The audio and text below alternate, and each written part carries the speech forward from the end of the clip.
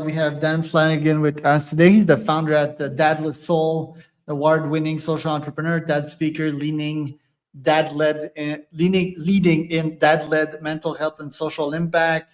Been featured on ITV, BBC, Guardian, and Radio 4 in Worthing, England. We're going to talk about his company right now and his background and why there's so many dad suicides, I would guess, or men over 40, I believe is the stat. About 50 of them are passing away per week through suicide. Let's talk about why this happens. But before we do, this pod is brought to you by bookright.gpt.com. So bookright.gpt.com is a company that creates a book out of your LinkedIn post. So if you post many times a day, like I do, it just takes all your best posts and crafts a beautiful book that you can post on Kindle. So bookright.gpt.com. Dan, welcome to the pod. Tell me a bit more about yourself and what you're up to nowadays. Good afternoon. Thank you for having me. So I'm Dan Flanagan. I run an organisation called Dadless Soul. We are, as you mentioned, an award-winning social enterprise that I set up about 6 years ago. Oh, sorry, probably 8 years ago now. We're based in Worthing on the south coast of the UK, and it kind of just came to life, I suppose, through. I got fed up of being lonely. You know, there is a loneliness epidemic with men, but we don't want to put our hands up and actually ask for help. Nobody actually wants to, feel, as we call over here in the UK, a Billy No Mates. But I had a very successful, job in the corporate world. I was commuting, but when on a Saturday when I take my baby son out, I was at the park on my own. I was at soft play on my own. Mums are a lot more natural in their conversations and they're building their communities. They can go to the park, the kids start playing, they exchange numbers, go for a coffee. But, the world isn't set up for a bloke to go over and go, oh, hey, our kids are playing. Can I take your number? So I talked to a friend of mine who had a very lovely office in central Brighton here, and I organised a play date one Saturday morning. I think we had 14 dads, 20 kids turn up. There was beatbox battles, soft play, all kinds of craziness going on. But what I realised is essentially all of these guys were strangers, but nobody was on their mobile phone. They were actually having conversations. And the only time I sort of normally saw that many dads together tends to be another child's birthday party. And it would be the mums tend to take over, the dads withdraw to the kitchen, and you're just hanging around making really socially awkward conversations. And it was just during that sort of event, I had a penny drop. And I was like, this is something. I don't know what this is, but this is something. Why, when there are so many millions of dads, why is there no dad and baby groups? Why are there no dads and toddler group? Why, when I take my child out, do strangers think it's okay to come up to me and go, hey, you're a good guy for babysitting and giving mum a day off? Why, when there's so many millions of dads, are all the changing facilities in women's toilets? Why have you never seen a national consumer brand go as recommended by dads? It's almost like we're a second class consideration in parenting. So that was the first event was 8 years ago, and it's grown and grown and grown. We've now got Dadless Soulies in New Zealand, Germany, the Czech Republic, New York, and it's a really happy, healthy community. Guys from very different backgrounds. Our youngest dad is 16. He's still at school. Our eldest is in his 70s. He's got custody of his grandchildren. Real mix from an economics perspective. So we've got guys that are in long-term unemployed. We've also got guys that are on 7-figure salaries. Interesting. And is the main audience for dads single dads, or is it married dads as well? It's absolutely. See, that's a very common misperception, because the people that must need help are single dads. and it's not. It's happily married co-parents, step parents, stay-at-home dads. We've got foster carers, guys that are adopted, guys that have gone through miscarriage, IVF, male carers.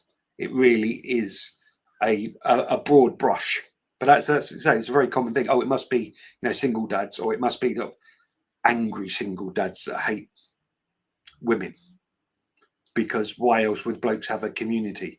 And it really isn't. Probably 65% of our members have been sort of pushed here by their wives or partners because they see the benefits of the dads, getting the support, having the network, having the social life, having the community. And then when the dad does better, the marriage is stronger. The kids have got better role models. So it's sort of almost waterfalls down.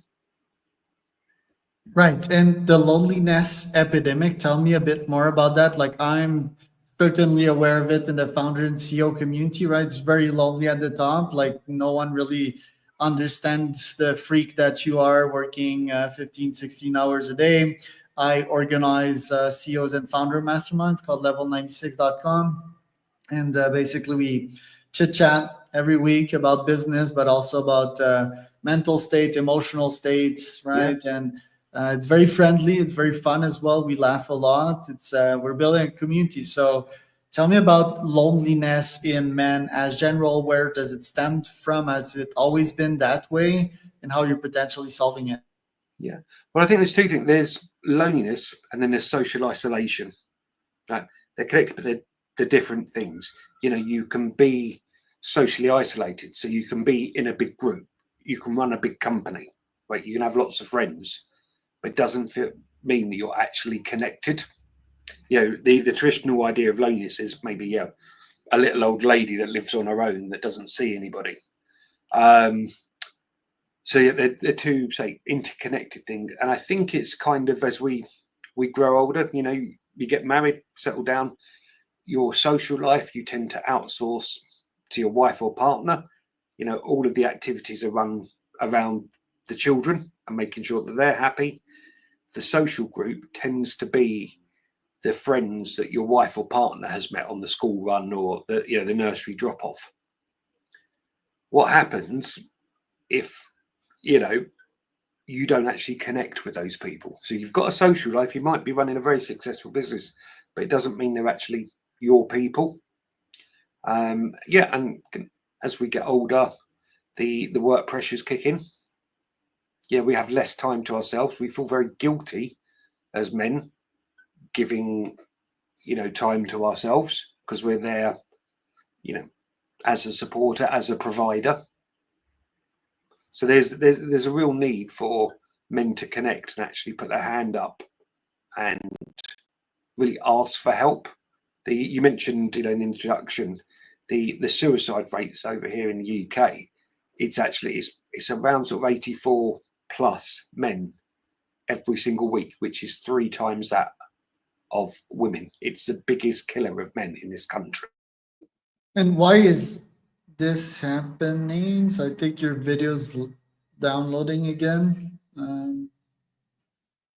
Let's wait before Dan is back, because yeah, this is a huge problem, humongous problem. I mean, people taking their lives because they don't know how to react to life. Yeah, so we just dropped out a second. I missed you. Sorry, Charles. Yeah. I was trying to get you back here. That the question is, why do so many take their lives, and why is it men specifically? What kind of emotional state? Is it a state of frustration and kind of fuck you, I'm killing myself and go to hell with me? Or is it like, I don't have any other tools left and this is the ultimate solution? This is too much pain. You won't understand me. I'm not talking a lot, right? So what kind of scenario is it? And why is it happening amongst men?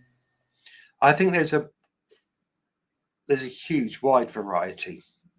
Could be financial, could be emotional, but it's traditionally that men aren't set up to talk in an emotionally intelligent way.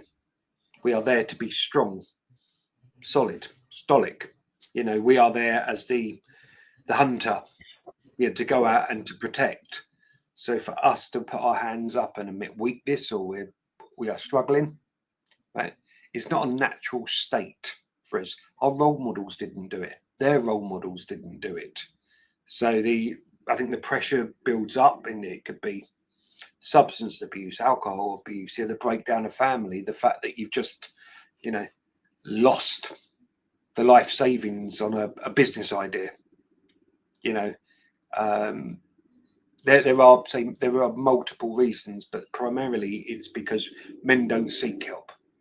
Right, their help that is available, there's this shame, the guilt. Nobody wants to really admit that they're in such a bad place.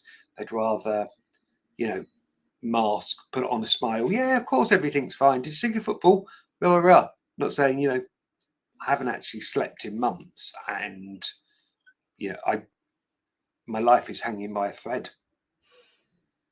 Yeah, and to me, it's kind of, yeah, it's just like you mentioned, like people seeing friends that they don't even have connection with. Like, why can continue seeing these friends? And I mean, I won't use the word cowardly if you're not sharing your feelings and how you feel, but it's really much cutting corners around, and you're just not doing yourself a favor by not being honest. Also, right?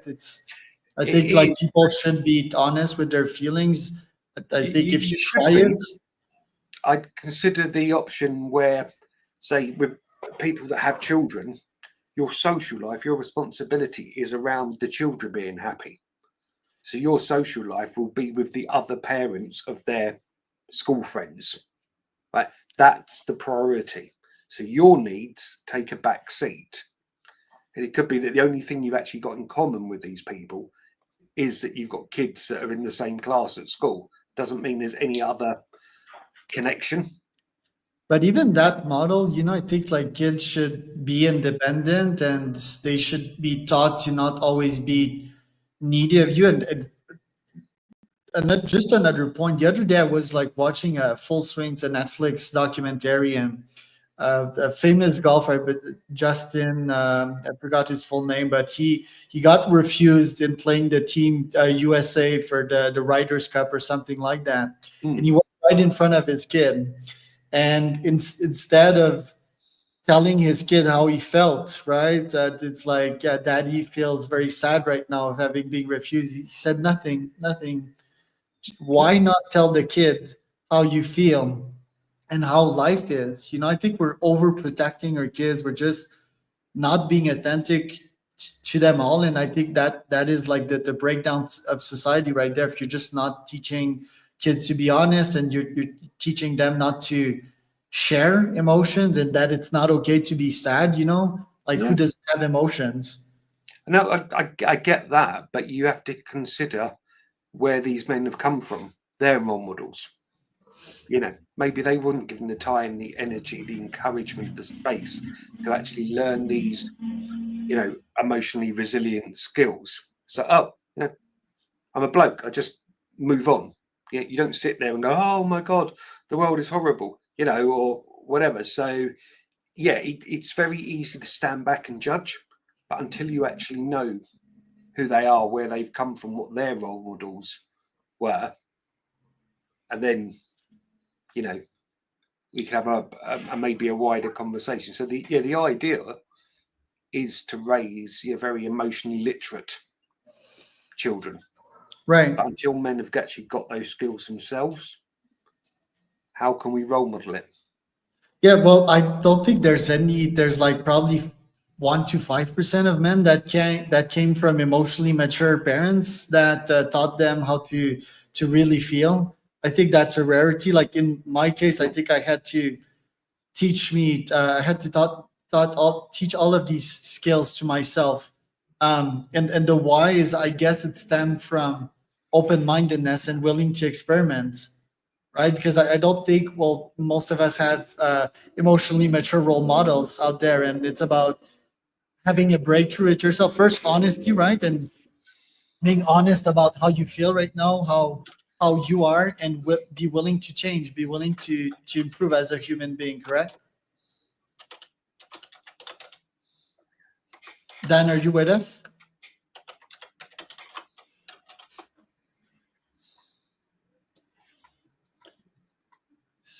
Oh, Can hello. Yeah, can you hear me? So I think there seems to be Yes. some tech issues. Yeah, seems to be on your end.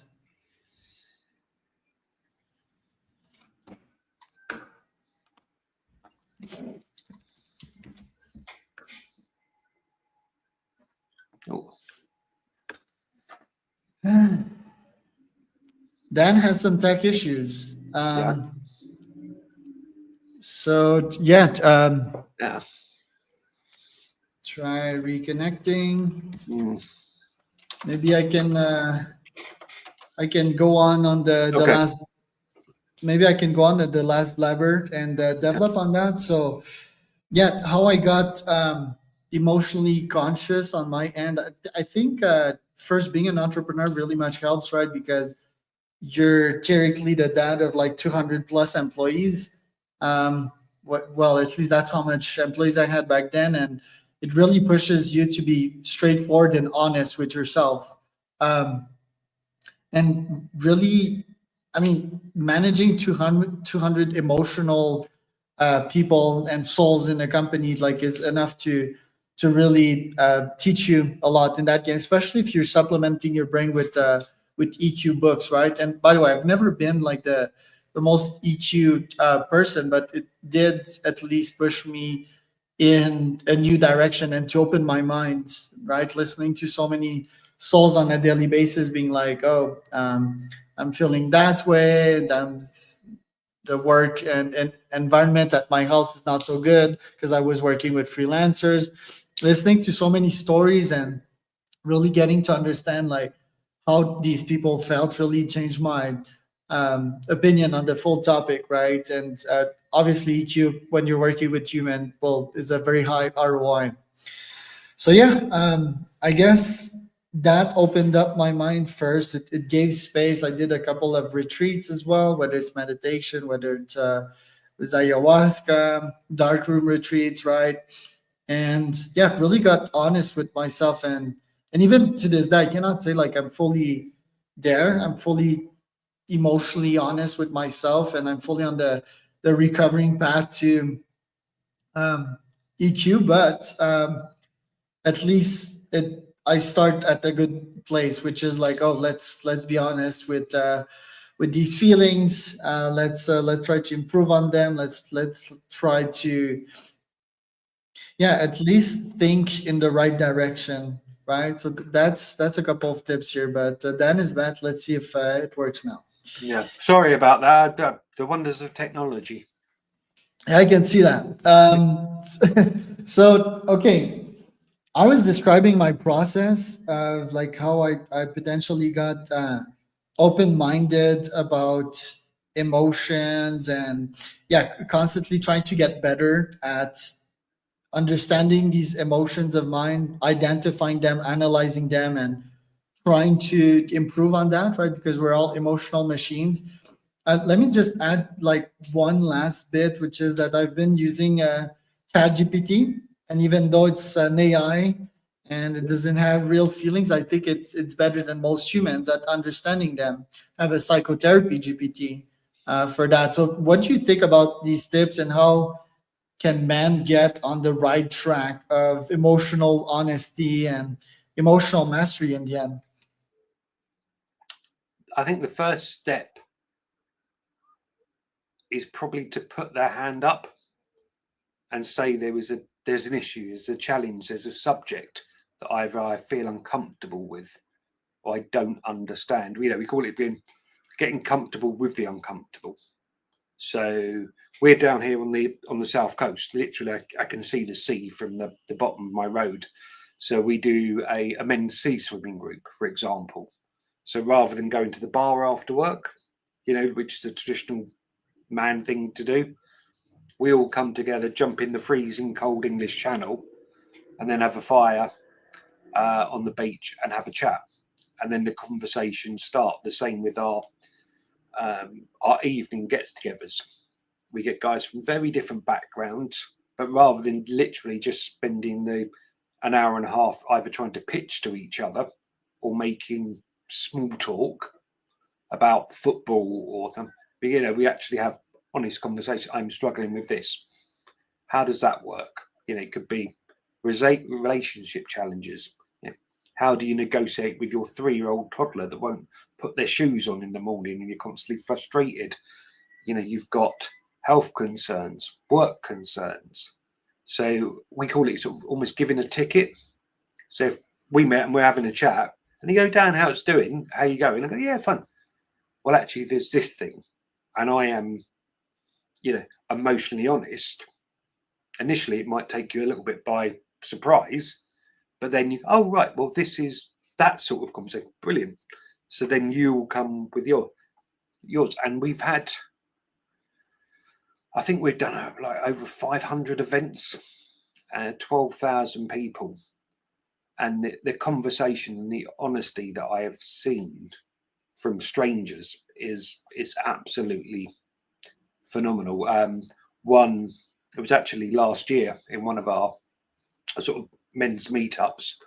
So we're in this lovely co-working space in the evening, having a beer, chatting, maybe killing some zombies on the VR headset. And then one of our guys, who also works for another charity, which is for male survivors of sexual violence in childhood, he told his story. And then 5 people within the group, they disclosed for the very first time that they'd also been victims of childhood sexual abuse. But had you walked into this space and seen, 20 minutes earlier, we're all laughing and joking and stuff, that never would have happened. And there's certainly, I wouldn't have put a poster up on the wall and said, hey, middle-aged men, come over here and talk about your feelings. Go, nah. But if you build the space, you build the community, you build the honesty, then the trouble in the crisis, that comes rolling out of people. Right. And what I love is that it's not only curing man loneliness, for example, and emotional closeness, but another big problem in society, which is fatherless children, right? So I don't think you can hear me again.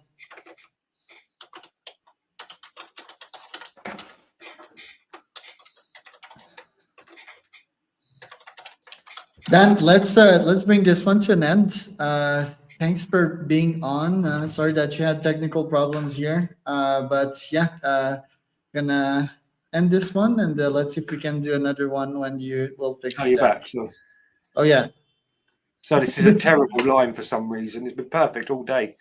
We're going a live call and suddenly it keeps dropping out. you can hear me, right? I can now, yeah. Okay, perfect. You're not only curing man loneliness, but also fatherless child, right? It's a big problem in society. Children with no like fatherly presence, or if they do, is like Andrew Tate, right? So tell me about fixing that problem and not pushing intergenerational men trauma to your kid. Yeah. So basically, that comes from role modeling. It comes from those conversations. If the guys are set up to be honest and emotionally literate, then we can role model that to our kids. There is a huge issue with, as I call it, toxic masculinity. When actually what we want to put on display is positive masculinity, because masculinity in itself is not a bad thing. But it's about, again, putting those examples of people that are strong and they are successful, but also, just not in the traditional forms. So actually had this conversation last week with somebody that the role models that I had as a child are probably being cancelled now. Sorry, now there's traffic. Our sports stars, especially in the UK in the 1980s, they were celebrated for how much alcohol they could drink. How many models they could get with in a nightclub, as opposed to being excelling athletes. So they are not the role models that I'd want my son to have. So again, it's about building these spaces, having these very, very, bottom line is putting your hand up and having really honest conversation. I do not understand this. I am not sure about this. And it could be that, outside it, you run a very successful company or you got VCs chasing you. But, as men, we're not expected to have everything covered. And I think the more people that you can get in positions of power or respect or, you know, awareness, there's he was actually, yeah, he was heavyweight champion boxer of the world, a British guy called Tyson Fury, over here in the UK a few years ago, and he's from a gypsy and a traveller community, which is very, very strong and very macho. But he was very honest about his depression and his suicide attempts. And you're like, you're top of the world, you know, you're the hardest kid in the playground. You've got nothing to worry about. You know? It's pretty much the other way around. If you know, like boxing, I mean, it's total hell to be at the heavyweight champion, and to be in boxing, it's you need to be crooked in the head. Plus, not only you start crooked, but you get more crooked with time because you get punched so hard so many times in the head. Yeah, so it's I think these people are very much prone to depression and terrible ends of life. Yeah, that would be another cool nonprofit to start or something. Dan, where can people find more about you before I lose you again? Yeah. So it's Dad La Soul. So DADLASOUL.com, and Dad La Soul across all of the socials: TikTok, Insta, LinkedIn. There's a range of work and a huge international community there. Very cool cause and organization. So that was Dan